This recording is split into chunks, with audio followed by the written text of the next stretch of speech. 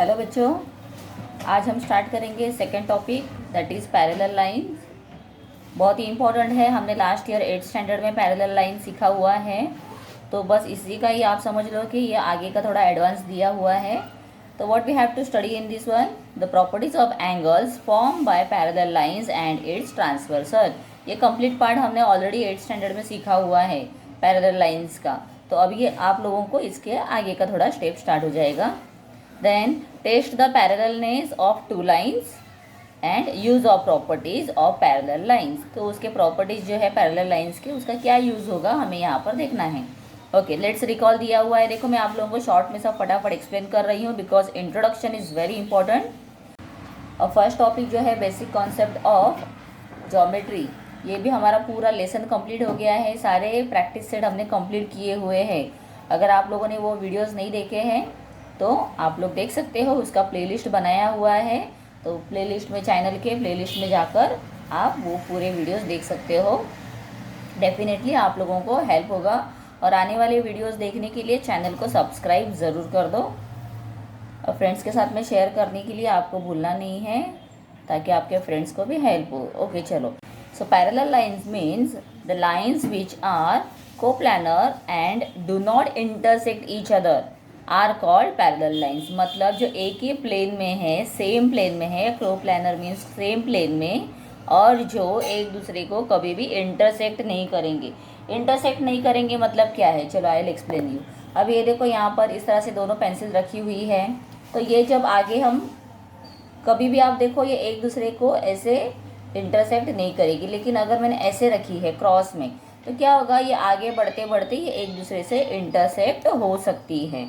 तो मतलब जब एक लाईन, जैसे मराठी में हम कहते हैं, मराठीमध्ये पण आपण बोलतो की एकमेकांना छेदतात, मतलब वो इंटरसेक्ट करते हैं। एक दूसरे को छेदना मतलब क्या है, इंटरसेक्ट करना।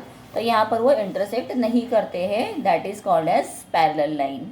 ओके, आप लोगों के नोटबुक जो होते हैं, नोटबुक के सारे लाइन जो है वो पैरेलल लाइन है।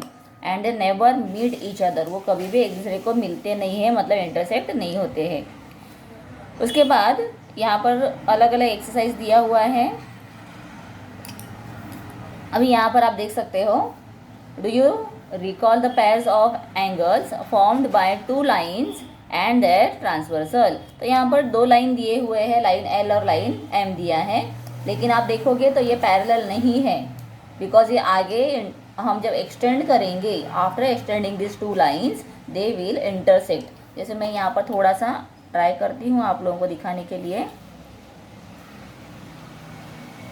ये देखो, यहाँ पर थोड़ा आगे जाने के बाद ये इंटरसेक्ट करेंगे, ठीक है। तो इसके लिए पैरेलल है नहीं, ये पैरेलल लाइंस नहीं है। तो in figure 2.1 line N is a transversal. अभी लाइन एन कहाँ पर है, this is the line N, और ये क्या कर रहा है, ये लाइन एल और लाइन एन, ये दोनों को ये इंटरसेक्ट कर रहा है। तो इसीलिए जो दोनों लाइन को इंटरसेक्ट करने वाला लाइन है उसे हम क्या कहते हैं, ट्रांसवर्सल। ठीक है, याद रखना है, व्हाट इज दिस, ट्रांसवर्सल।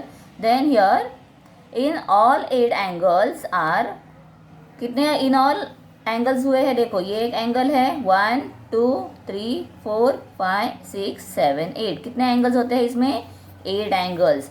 मतलब जब भी दो लाइन को एक ट्रांसवर्सल लाइन रहता है तो उसमें कितने एंगल्स मिलेंगे हमें, in all 8 angles. And pair of angles formed out of this angles are as following. तो कौन कौन से एंगल्स यहाँ पर बन रहे हैं हम देखेंगे। Pair of corresponding angles, corresponding angles देखो डी और एच दिया है हमें। So where is D and H, तो करस्पॉन्डिंग क्या होता है, सेम साइड फेसिंग करने वाले, ऊपर तो ऊपर के साइड में दोनों फेसिंग। फिर ए है और ई है, ये दोनों क्या हो गए, करस्पॉन्डिंग। तो ए के साथ में क्या आएगा, यहाँ पर ए के साथ आएगा ई, तो एंगल ई लिखो। उसके बाद दिया है सी, सी कहाँ पर है, यह, तो सी के साथ में, सी नीचे हो रहा है, देखो नीचे डाउन साइड में है, तो नीचे जी है, तो हम यहाँ पर लिखेंगे एंगल जी। बी के साथ देखो, बी नीचे फेसिंग है राइट हैंड साइड का, तो एफ भी राइट हैंड साइड में नीचे फेसिंग है, इसके लिए ये उसका करस्पॉन्डिंग एंगल बन गया है। तो यहाँ पर आप लोगों को ये सब बातों को, मतलब ये नेम्स को याद करना है, करस्पॉन्डिंग एंगल्स। ओके, जो सेम साइड में फेसिंग करने वाले हैं। ओके, एक चीज़ आप लोगों को ये पता चल गई, इम्पॉर्टेंट थिंग है बहुत, ठीक है। ये आपको हर एक सम में आगे यूज़ होने वाली चीज़ें हैं, तो you have to remember this all. उसके बाद pair of alternate interior angle, तो अभी हमें यहाँ पर देखना है, पेयर्स देखने हैं, लेकिन अल्टरनेट इंटीरियर दिया है। अभी अल्टरनेट क्या होता है, ऑपोजिट साइड के, इंटीरियर मतलब अंदर, अंदर का है बट ऑपोजिट है, तो ऐसे कौन से पेयर्स हो जाएंगे। तो आप देखो यहाँ पर ये पार्ट में ये इंटीरियर है और यहाँ पर राइट हैंड साइड में ये इंटीरियर है।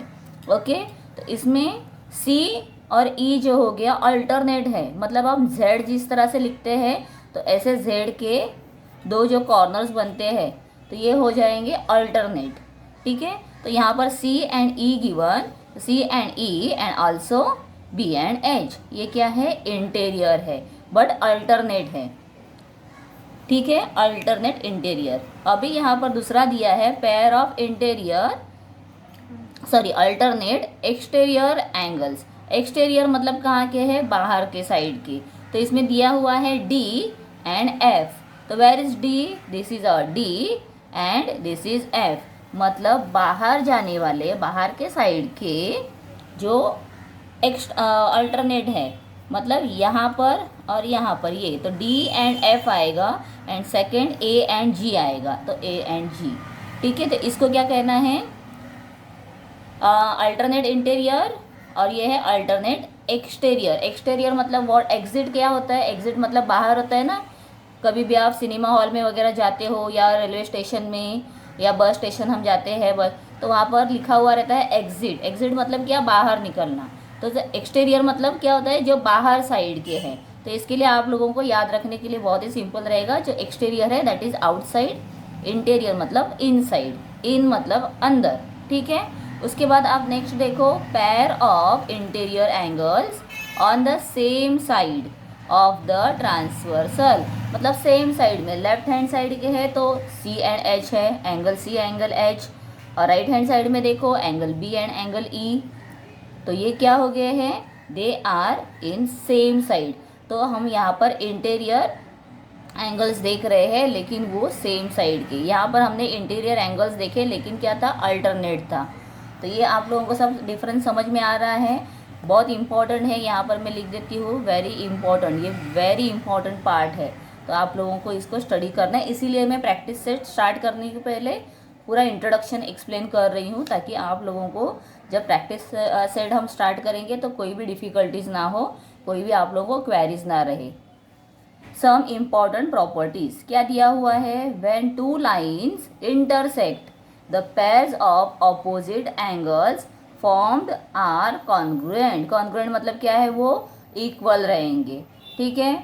उसके बाद यहाँ पर दिया हुआ है the angles in a linear pair are supplementary. Supplementary में कितना डिग्री होता है, 180 डिग्री। मतलब अगर आप लीनियर पेयर देखोगे, सी एक एग्जांपल देती हूँ मैं, यहाँ पर ये लाइन देख लो, तो यहाँ तक हम देखेंगे जब, तो डी एंड ए ये क्या हो गए हैं, लीनियर पेयर है, और यहाँ पर एक एंगल हुआ है, यहाँ का एक एंगल है, ये दोनों एंगल्स का हम जब एडिशन करेंगे तो कितना होगा, 180 डिग्री, मतलब वो क्या है, सप्लीमेंट्री।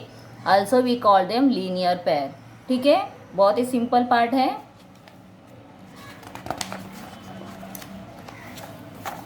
उसके बाद थर्ड पॉइंट दिया हुआ है, when one pair of corresponding angles is congruent then all the remaining parts of corresponding angles are congruent। मतलब अगर एक पेयर है वो कॉन्ग्रुएंट है, मतलब इक्वल साइज का है, तो बाकी के जो रिमेनिंग पेयर्स बनेंगे वो भी कैसे होंगे, इक्वल साइज के ही बनेंगे। Then second part, fourth part दिया है, when one pair of alternate angle is congruent then all the remaining pairs of the alternate angles are congruent। मतलब अगर alternate angles congruent हैं तो बाकी के सब alternate भी क्या बनेंगे, congruent, मतलब equal रहेंगे।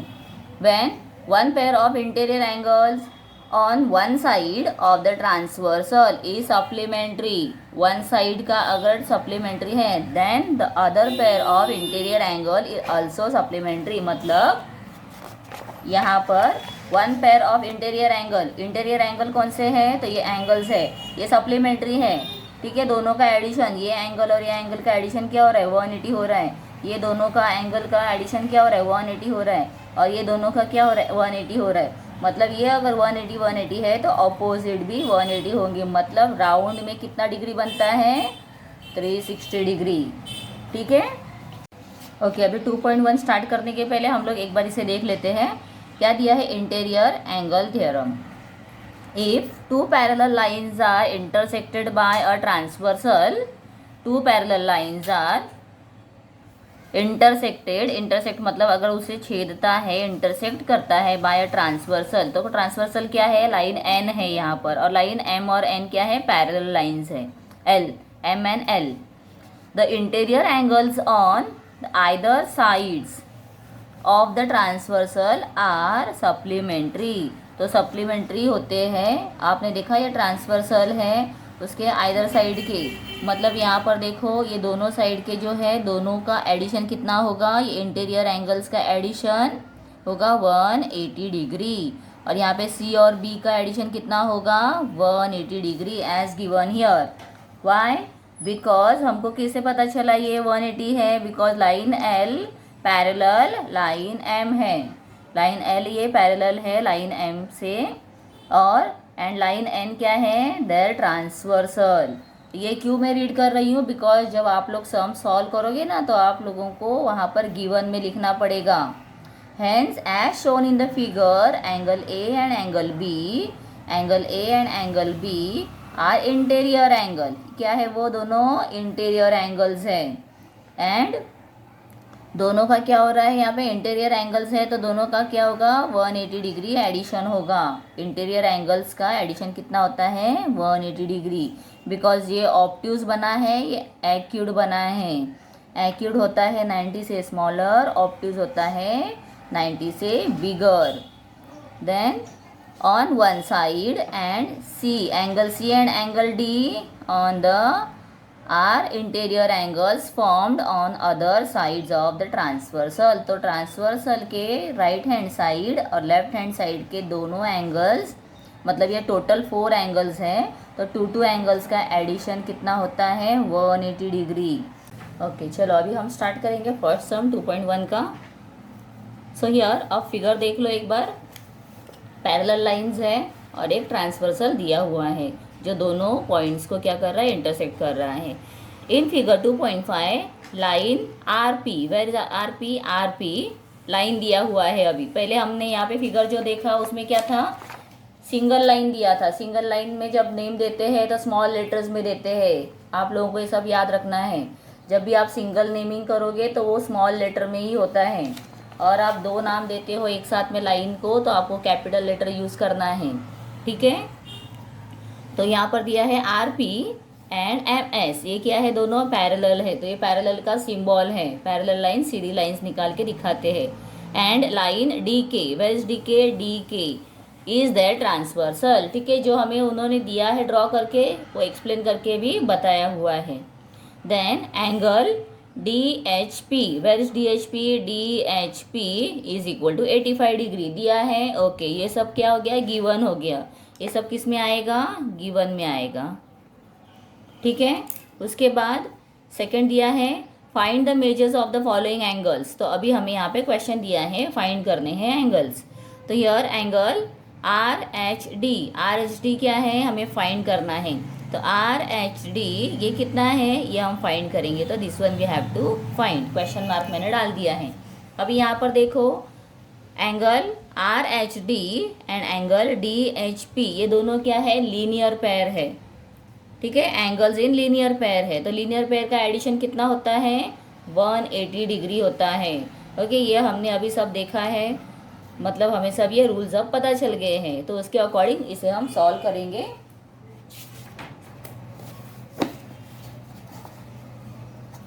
सो यहाँ पर हम लिखेंगे एंगल RHD प्लस एंगल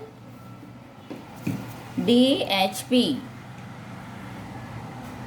दोनों का एडिशन कितना हुआ, 180 डिग्री। 180 डिग्री है ये हमको क्यों मालूम पड़ा, बिकॉज क्या दिया है, एंगल्स, ये हम यहाँ पर पॉइंट लिखेंगे, एंगल्स इन लीनियर पेयर। ये क्या है? एंगल्स इन लीनियर पेयर है। ओके, सो अभी जो मेजरमेंट हमें दिया हुआ है वो हम वहाँ पर फिल करेंगे। आर एच डी फाइंड करना है, तो angle R H D plus 85 is equal to 180। तो यहाँ पर angle R H D as it is remain होगा और 180 माइनस 85। तो 180 में से हम माइनस 85 कर देंगे, मतलब आप यहाँ पे डिग्री डिग्री भी लिख सकते हो। तो इसे माइनस करने के बाद एंगल आर एच डी कितना मिला हमें? तो 180 माइनस 85 करो तो देखो 95 आंसर आ गया है, तो 95 डिग्री। तो angle R H D is equal to 95 degree. Okay, next second, ये फर्स्ट हो गया। ठीक है, फर्स्ट क्वेश्चन का first part, practice set 2.1। Next दिया है P H G. P H G कहाँ पर है? पहले उसे चेकआउट करो। P H G, okay. तो यहाँ पर पी एच जी फाइंड करने के लिए कहा है। अभी आप देख सकते हो इसमें हमने क्या फाइंड किया है। अभी हमने देखा था यहाँ पर, ये आप देखोगे अगर, तो ऑपोजिट एंगल हो रहा है ये 85 D H P and P H जी, ये दोनों क्या हो रहे हैं? ऑपोजिट एंगल हो रहे हैं, मतलब ये भी क्या आ जाएंगे? लीनियर पेयर में ही आएंगे। तो हम वो भी यहाँ पर ले सकते हैं। या अभी हमने देखा था कि आर एच डी कितना मिला हमें? 95 डिग्री मिला। तो ये 95 डिग्री है, तो इसका वर्टिकली ऑपोजिट कितना होता है? ऑलवेज सेम, कॉन्ग्रुएंट होता है, मतलब 95 डिग्री होगा। तो ये हमको बहुत ही सिंपल है, इसीलिए हम क्या करेंगे? तो यहाँ पर हम वही लिखेंगे, second angle P H G पूछा है ना, P H G is equal to, P दोनों क्या है? कॉन्ग्रुएंट है, तो हम कॉन्ग्रुएंट का साइन डालेंगे, एंगल आर एच डी। क्यों ये लिया है हमने? बिकॉज क्या है, ये दोनों वर्टिकली ऑपोजिट है एंगल्स। ये दोनों क्या है? Vertically opposite angles. इसे आप ब्रैकेट में भी डाल सकते हो इस तरह से पूरा। और फिर इसके लिए हमें यहाँ पर लिखना है angle P H G is equal to angle R H D. So ये कितना है? 95 डिग्री। तो साइमल्टेनियसली क्या आ जाएगा? ये 95 डिग्री का ही आएगा। तो इसके लिए यहाँ पर हम लिखेंगे angle P H G is equal to 95 degree. Because simple thing है, यहाँ पर दोनों वर्टिकली अपोजिट हैं। वर्टिकली अपोजिट मतलब कोई भी एंगल्स हम ड्रॉ करते हैं तो ये जितना आता है उतना ही उसके ऑपोजिट वाला रहता है। तो ऐसे ही हमने यहाँ पर फाइंड कर दिया। नेक्स्ट आप देखो, थर्ड क्वेश्चन में पूछा हुआ है angle H G S. Where is H G S?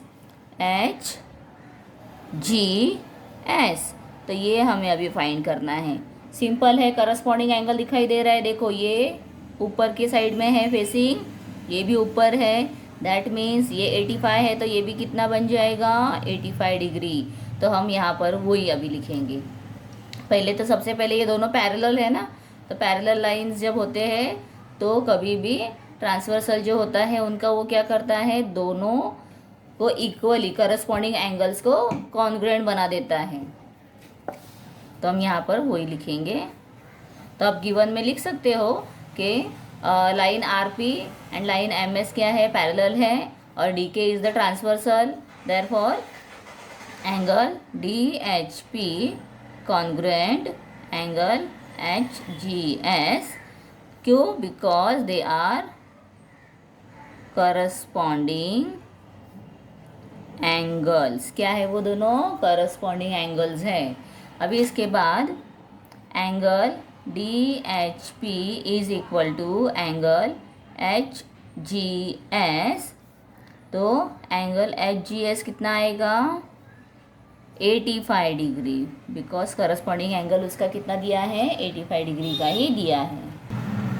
अभी फोर्थ पूछा है एम जी के। वेयर इज एम जी के? MGK। फिर से क्या बन जाएगा, ये हम देख सकते हैं यहाँ पर MGK, इसका क्या बन रहा है, एक्सटीरियर एंगल बन रहा है, अल्टरनेट एक्सटीरियर एंगल। मतलब ये 85 है तो ये भी 85 है। मतलब जो इंट्रोडक्शन अभी लेसन का पूरा हमने देखा, ये सब यहाँ पर यूज़ हो रहा है। यस, इसीलिए इंट्रोडक्शन बहुत इम्पॉर्टेंट होता है, उसे आपको समझ में आना चाहिए, तो इसीलिए हम ले सकते हैं। या आप लोग देखोगे, और एक मैं बात बताती हूँ, यहाँ पर हमने अभी देखा था ये 85 है, तो उसका ये वर्टिकली 85 हो सकता है, बट डायरेक्टली अगर हमें दिया है alternate angle, exterior alternate angle दिया हुआ है, तो हम उसी को लेंगे। ठीक है, तो चलो अभी फोर्थ क्वेश्चन लिखेंगे।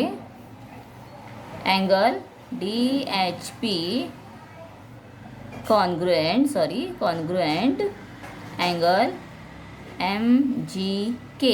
ठीक है, अब ये क्या है, ये है pair of alternate exterior. Alternate exterior ये लिखना है ज़रूरी, बिकॉज वो अगर आप नहीं बोलोगे तो समझ में नहीं आएगा कि एक्सटीरियर है इंटीरियर है। Exterior angles, so angle DHP equal to angle MGK।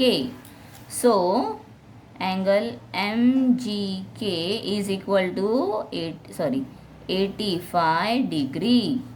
Okay, 85 degree क्यों आया, बिकॉज हमें क्या दिया था, एंगल जो DHP है वो 85 डिग्री है। ये हमें क्या किया था, गिवन था, दिया हुआ था, गिवन में लिखा है ये, तो गिवन आप पहला लिखो। ठीक है, तो दिस मीन्स इस तरह से हमने ये आंसर्स फाइंड कर दिए। अब ये पूरा सोल्यूशन आपका हो गया है, लेकिन एक ही क्वेश्चन था ना, मेन क्वेश्चन के ये आंसर फाइंड करने के लिए दिए थे ना, इसलिए आप ये सब एंगल्स को नंबर 1, नंबर 2, नंबर 3 ऐसे लिखकर ये एंगल्स लिखो, और उसके जो आंसर्स यहाँ पर जिस तरह से मैंने लिखे हैं, तो ऐसे आपको आंसर लिख के भी दिखाने हैं पूरा। यहाँ पर लास्ट में यहाँ पर आप आंसर लिखोगे, और 1 का क्या आंसर आया था, so that was angle RHD is equal to 95 degree. कैसे लिखा है, ऐसे आपको सब एक के नीचे एक लिखने हैं, और आप उसे हाईलाइट कर दो एग्ज़ाम के टाइम पर। मतलब वो टीचर को फोकस हो जाएगा कि यस आपने आंसर लिखे हैं। यहाँ पर जब आंसर लिखोगे, फाइनल आंसर को आपको स्केल के साथ में अंडरलाइन करना है। 2 लाइंस निकालो, एक के नीचे एक, स्केल लेकर एक के नीचे एक अंडरलाइन करो। तो इससे क्या होगा, आपने जो आंसर्स फाइंड किए हैं ये टीचर को ढूंढने नहीं पड़ेंगे, and she will get answers easily मिल जाएगा। तो आपके आंसर्स फटाफट चेक कर लेगी, and she will give you their good marks. जब टीचर्स के काम बढ़ते हैं, टीचर को बहुत ढूंढना पड़ता है सम फाइंड करने के लिए, यहाँ वहाँ देखना पड़ता है, रीज़न भी प्रॉपर नहीं लिखा होगा, तो क्या होता है, टीचर फ्रस्ट्रेट हो जाते हैं, because they have to check lots of papers, more than 100-200 papers उनको चेक करने होते हैं, और इनके लिए बहुत ज़्यादा टाइम लगता है एक सम चेक करने के लिए। तो इसमें फ्रस्ट्रेशन में आपके मार्क्स भी कम हो सकते हैं। तो बेटर आप क्या करो, अपना जो प्रेजेंटेशन है पेपर का वो बहुत नीट और क्लीन रखो। ठीक है बच्चों, तो अभी हमने फर्स्ट सम कंप्लीट कर दिया है इंट्रोडक्शन के साथ में, और सेकंड जो सम है हम नेक्स्ट वीडियो में कंटिन्यू करेंगे, बिकॉज बहुत ज़्यादा बड़ा हो जाएगा वीडियो। इसके लिए मैं सेकंड वीडियो में आप लोगों को आगे के सम्स पूरे एक्सप्लेन कर दूँगी, तो आप लोग वो वीडियो ज़रूर देखो, और थैंक यू।